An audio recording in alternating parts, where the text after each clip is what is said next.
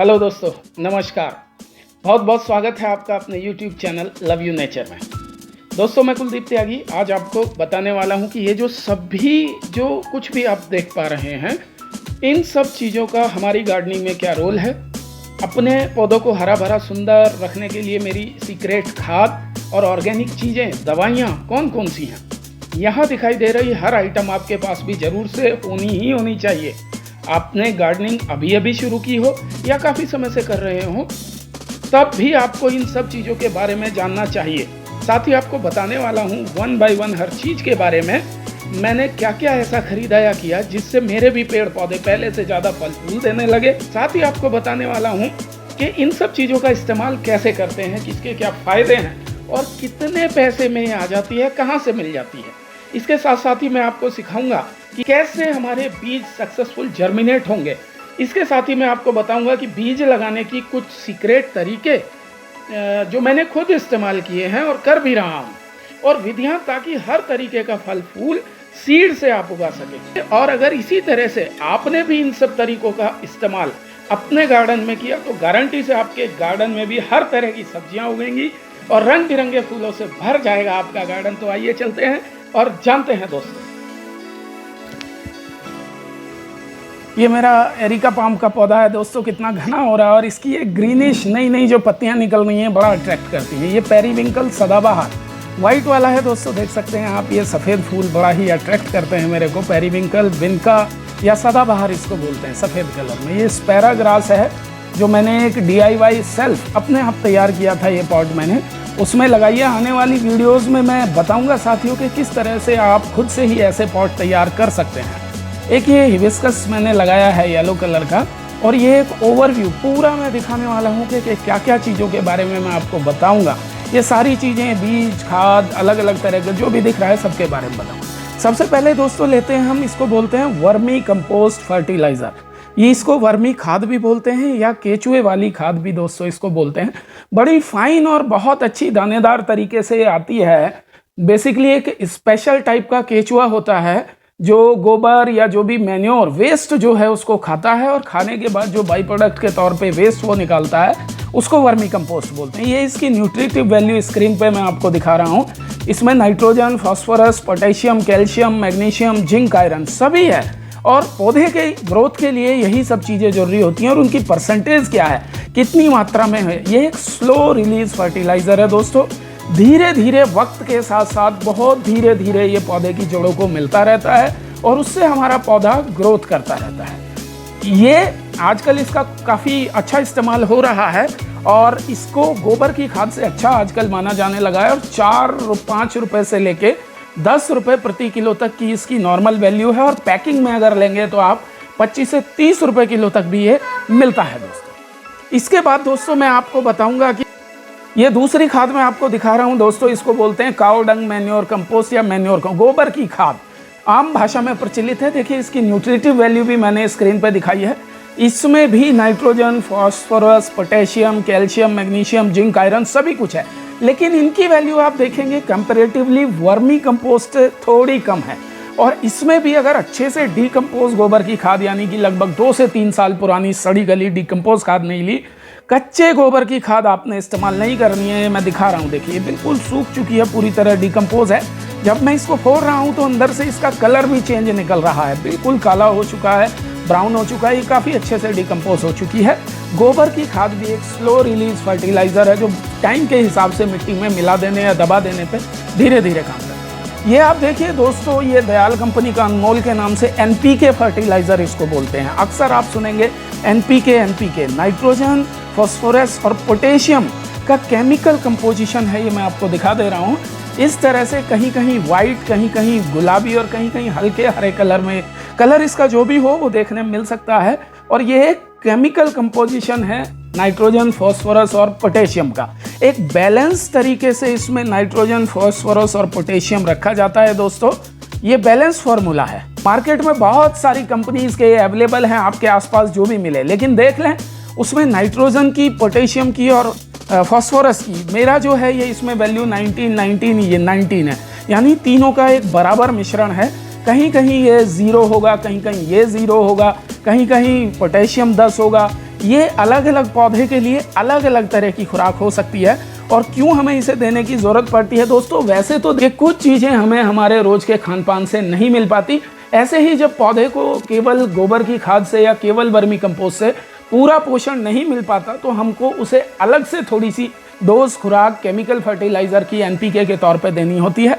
इसके अलावा कहीं कहीं बोरोन, मैग्नीशियम और जिंक की खुराक भी हम देते रहेंगे साथियों। अब जो मैं आपको दिखाने जा रहा हूँ इसको बोलते हैं कोकोपीट। बेसिकली साथियों ये क्या है, कोकोनट नारियल के छिलके को ग्राइंड करने के बाद में क्रश करने के बाद में उससे मिलने वाला फाइबर और बाई प्रोडक्ट है, इसको कोकोपीट बोलते हैं।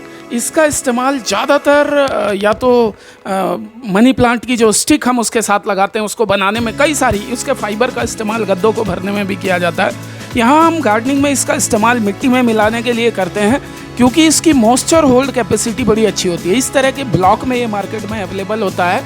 5 किलो का ये ब्लॉक है साथियों और बहुत ज़्यादा कॉस्टली नहीं है। 5 किलो का ब्लॉक 120 रुपये में मेरे को मिला है।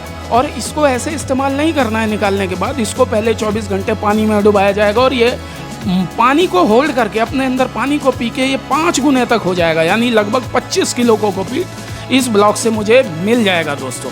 तो इससे भी बना सकते हैं। और कई बार क्या है, ब्लॉक से ना बना के आप अगर चाहें तो इसको फाइन ग्रेड में अगर चाहते हैं, यानी अच्छे से छन्ने के बाद आपको ये मिले, तो फाइन ग्रेड में आता है, लेकिन उसकी जो कॉस्टिंग है वो थोड़ी सी ज़्यादा आ जाती है। वो ये नॉर्मली जो मैंने बनाया है इसी तरह से, इसको पानी में भिगोने के बाद में और फिर 24 घंटे छोड़ने के बाद जब मैंने इसको बाहर निकाल के और सुखा लिया है, धो लेना एक बार ज़्यादा ज़रूरी है। 24 घंटे जब भिगो के रख दें तो धो लें।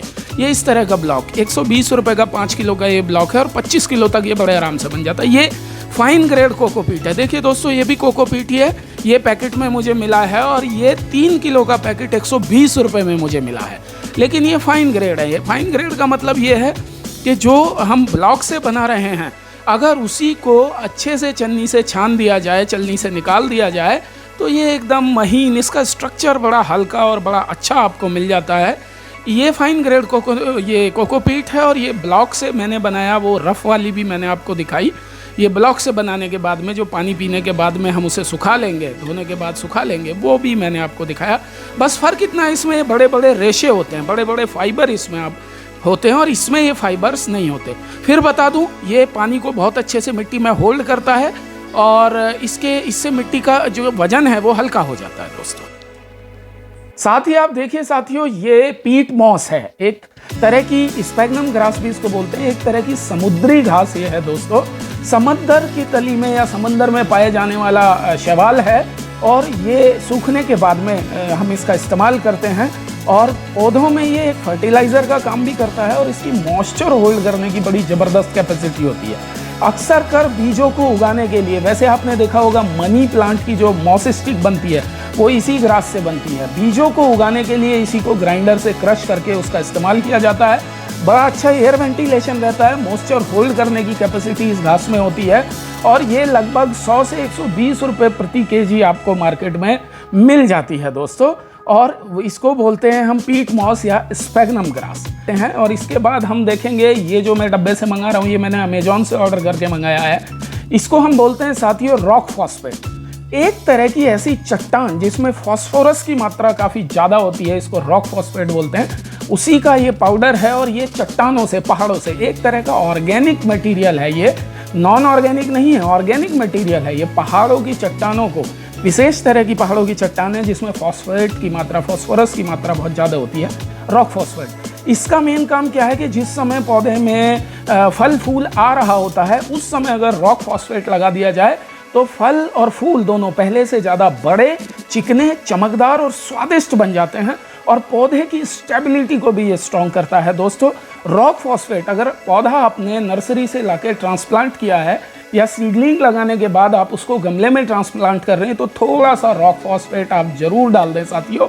और ये जब मैंने मंगाया है तो 2 किलो रॉक फॉस्फेट मुझे 210 रुपये में साथियों आया है अमेजॉन से। आप चेक करके देख सकते हैं, 2 किलो रॉक फॉस्फेट 210 रुपये का आया है, यानी 105 रुपये पर केजी में आप इसे प्राप्त कर सकते हैं। और ये आपको बहुत काफ़ी लंबे टाइम तक चलने वाला है, क्योंकि लगभग 1 से 1.5 चम्मच एक पौधे के लिए 1 महीने 1.5 महीने के लिए पर्याप्त होता है। उसके बाद देखिए साथियों, ये एक चीज़ और मैं यूज़ करता हूँ अपने गार्डन में, इसको सीवीड्स एक्सट्रैक्ट, सीवीड्स फर्टिलाइज़र भी बोलते हैं।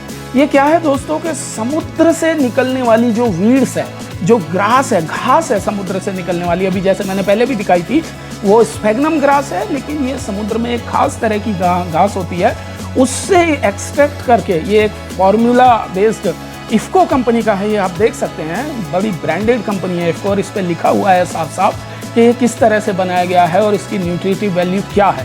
साथियों ये बहुत ज़बरदस्त चीज़ है।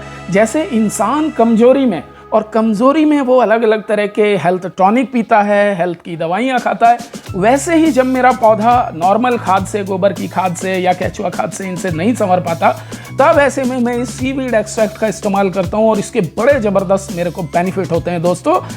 ये पौधे के तनाव को कम करता है, उसकी स्ट्रेंथ को बढ़ाता है, मिट्टी में उसकी पकड़ को मजबूत करता है, और जो फॉलिएज है यानी कि जो पत्तियाँ हैं उनके साइज और ग्रीनरी को बढ़ाता है। ये बहुत सारे, आप देखिए साथियों, मैं दिखा रहा हूँ अगली चीज़ें।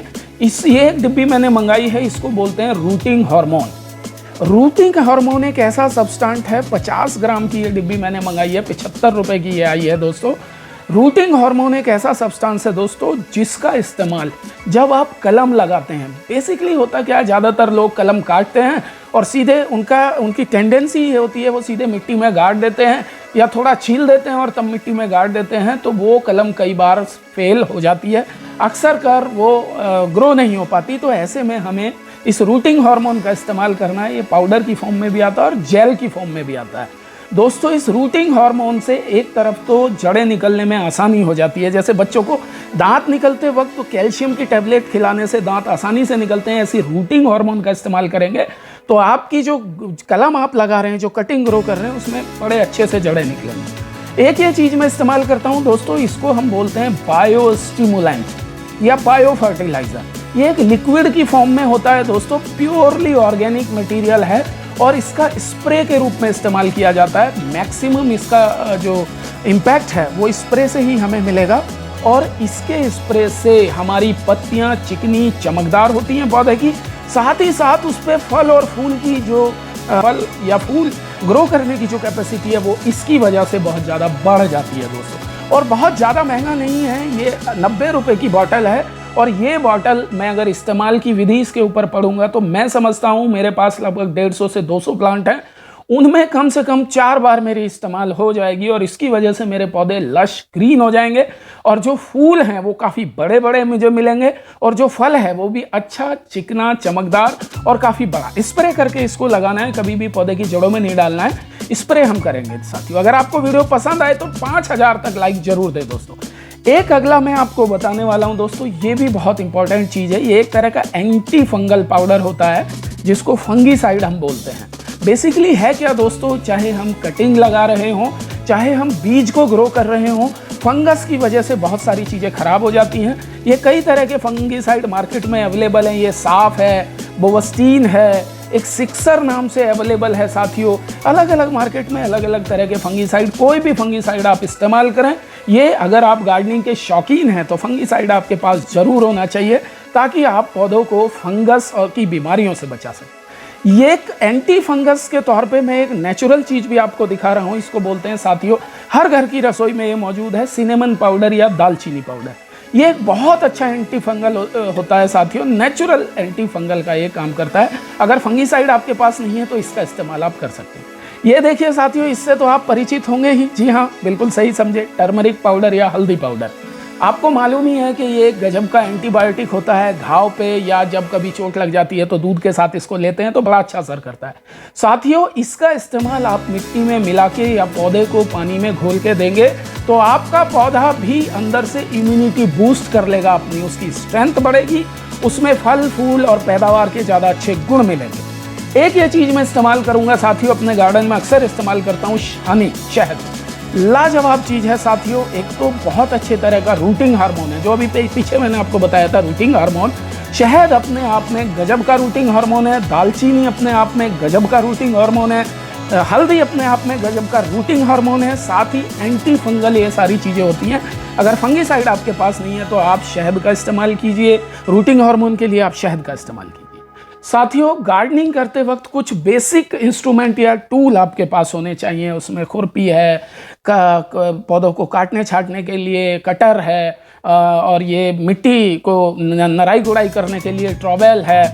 इस तरह से आप ट्रॉवेल का या दस्ताने हैं, जो सुविधा के अनुसार आप समझे, फावड़ा है, वो चीज़ें आप रखें। और जो भी जिस तरह की भी आपकी गार्डनिंग है वैसी ये चीज़ें आप, स्प्रे बॉटल है, फवारा है, हजारा है पानी देने के लिए, जैसी भी ये सारी चीज़ें आप रखें। साथियों, सारी बेसिक जानकारी के बाद देखिए, ये सब जो आप देख रहे हैं ये वो सारे सीड हैं जो सितंबर, अक्टूबर, नवंबर में लगाए जाते हैं। अब हमारी आने वाली वीडियो जितनी भी होंगी, जो अपकमिंग वीडियो हैं, वो सारी इन सीड के जर्मिनेशन पे होंगी। मतलब कि ये सीड कैसी, कौन सी कंपनी का लें, कौन सा सीड अच्छा होगा, किस तरह से सीड लगाएंगे, सॉइल की, मिट्टी की तैयारी कैसे करेंगे, और टेक्निक और विधि क्या लगाएंगे जिससे हमारा सीड बहुत अच्छे से जर्मिनेट हो, काफ़ी बढ़िया हेल्दी सीडलिंग्स मुझे उसमें से प्राप्त हो, और कैसे उसको ट्रांसप्लांट करके हम बहुत अच्छी सर्दियों की सब्जियां नेचुरल ऑर्गेनिक घर में, घर की छत पे, अपने आसपास के स्पेयर स्पेस में हम प्राप्त कर सकते हैं। साथियों, अपकमिंग वीडियो को ज़रूर देखिएगा साथियों, इसीलिए हमारे चैनल को सब्सक्राइब कर लीजिए, और ये वीडियो अगर आपको अच्छी लगी तो लाइक और शेयर जरूर कीजिएगा साथियों। अच्छा दोस्तों, मिलते हैं जल्दी अगली वीडियो में। नमस्कार।